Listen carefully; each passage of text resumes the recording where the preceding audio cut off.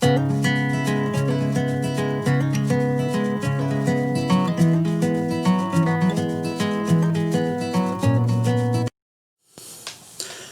is going on, guys? Samuel One World Seven Reviews here, back with my final game review of 2020. It's really that much of fun because my last game review for this year is actually going to be on Final Fantasy VII Remake.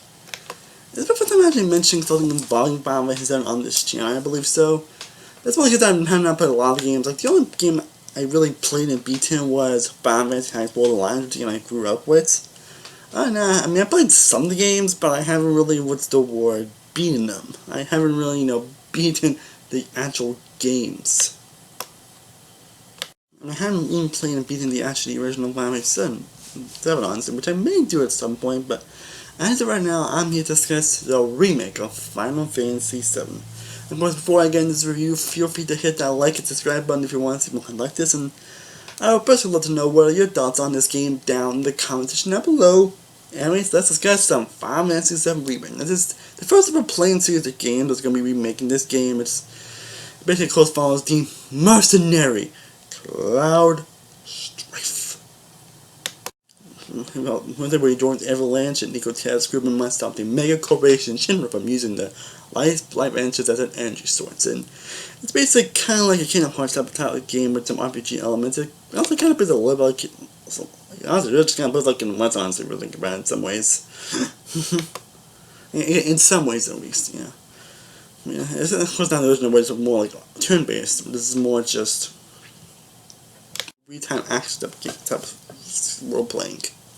That's what I'm trying to say. Yeah, like I said before, I never actually beaten the original game, though I have played some of it. I did enjoy when I played it, but just haven't really got time to beat it yet. Very soon. And before I played it, I am only familiar with Final Fantasy VII, honestly. I'm only even familiar with that, but you're mostly playing Kingdom Hearts for that, honestly. Hey, you pretty much can blame Kingdom Hearts for me knowing a lot about Kingdom Hearts. No, about Final Fantasy VII. I did launch a lot of stuff on this game, so I'm still very kind of familiar with this world. I haven't really beaten the game yet, though.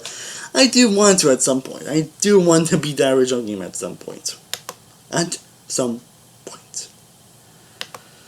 But I did beat, and I was able to finally play for the game, and I recently just beaten it. It just took me till now to finally play through it. Again, even though I wasn't really, sure what to really expect, but honestly, after coming out this game, I'm happy to say that for me, Final Fantasy Remake, I thought it was honestly a great game, if I'm being honest. It was pretty much fantastic, honestly. Like, I might have a couple of tiny nitpicks with the game overall, but overall, I pretty much had a blast from getting to end with this game. Like, it truly kicks fucking ass, and there's a lot to discuss, but there's really so much to love about this game, in my opinion. Like, we got the graphics, which are gorgeously beautiful and wholly breathtaking to look at. Like, again, especially how games are pretty much doing great with being so attention to detail, and you can really feel the world in this game. You can really feel like you really are in this world, and you really feel with these characters and everything going on. Like, you really do feel it here. And I mentioned the controls are very well played as well, and you also got great character here as well. That's why. Well, like, you got Cloud, who, and I've always liked him. I've definitely always liked that he was pretty much cool as hell in Kingdom Hearts. But here, he's officially definitely a top tier character for me after this game, because he is just cool, amazing, and they actually do good at really developing him as a character here. And even like, because like Aerith, Tifa, Barrett, and Jesse, and so many. Like, all the characters are very well developed, and a lot of them have great chemistry and funny interactions with each other, especially the ones between Cloud and Jesse, which are, cracking the hell up. Like, oh my god. Also, Jesse, I loved her as well. Like, she was hilarious here. Barrett had some great moments as well. Like, every character had time to shine. Even Sephiroth had a great time to shine here as well. I'm not going to, of course, too much into developing him because spoiler territory, but I think every character I thought was very well developed and was very fun to and was very well handled the story. And this game pretty much centers around a certain portion of the game, which I believe is called the Midgard section, which definitely is like the first come out of the actual game. Which I didn't know because I think I'd been around that portion when I played it. So, of course, a lot of people might, well, at least the first few hours, at least, but so at least, but it's a lot. I know a lot of people worried this might be like a short game and all that, but it's actually a pretty long game actually. Like, it took me back I actually beat him, but when I did, it was actually pretty great. Great. But the controls are great. The gameplay is fantastic. Controlling these characters are fun. Like the action moments are great, and using magic, you're fighting the enemies. The enemy fighting is also great as well. And even the side quests I thought were pretty fun. Like, a couple can be a bit repetitive, but honestly, they never really bother on to it by their repetitive nature. But I pretty much enjoyed all the side quests I'm doing. About the game, there's a lot. There's so much fun elements to explore in this game. They do a good job of getting such great detail of this world. It's amazing. The world is really well developed. You actually feel like you are in this world, which is fantastic. I mentioned the moments that had me crack my ass up, and moments that had me there just ripping, like, on your face, like, oh man. But the combat is fantastic. I had so much fun playing it. The music, by the way, is fantastic, though. Don't have me doing best music, because the music is fantastic. It's kick-ass, wonderful, and really good to the mood. And I love the music in this game. I think I agree with the public. I think Last of Us should have won that the Game Awards this year. I think I'm the only one that agrees with that, but I mean, music as I'm not like too mad about it, but I think Last of Us probably should have won that, honestly. And again, I'm pretty sure I'm not the only one that thinks that. I mean, even the sound design here theme is just top tier amazement, like so much, just. So there's really honestly so much to really adore about this game. Again, it's a lot of fun. The humor is great. The gameplay is fantastic. The combat's great. It's like you can get some great battles and some great boss fights as well, including the final boss, which is honestly one of my favorite final battles or boss I've seen in any game in quite some time, honestly. But we didn't have many nitpicks again. I'd say the pacing can kind of drag up. I'd say the pacing can be a little.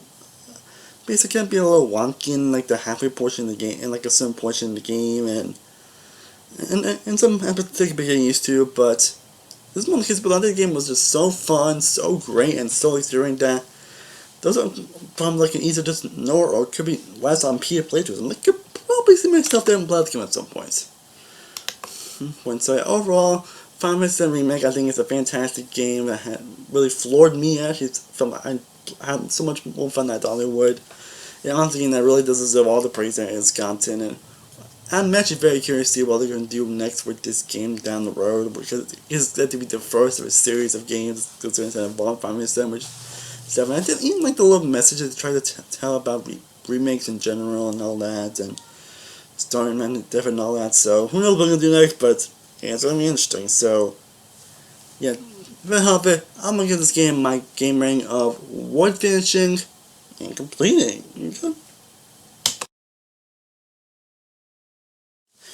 Well, guys, I hope you enjoyed me discussing my review on Final Fantasy VII Remake. Again, I would love to know down in the comment section down below, what are your thoughts on this show if you've seen it? What are your thoughts on this game if you've played it?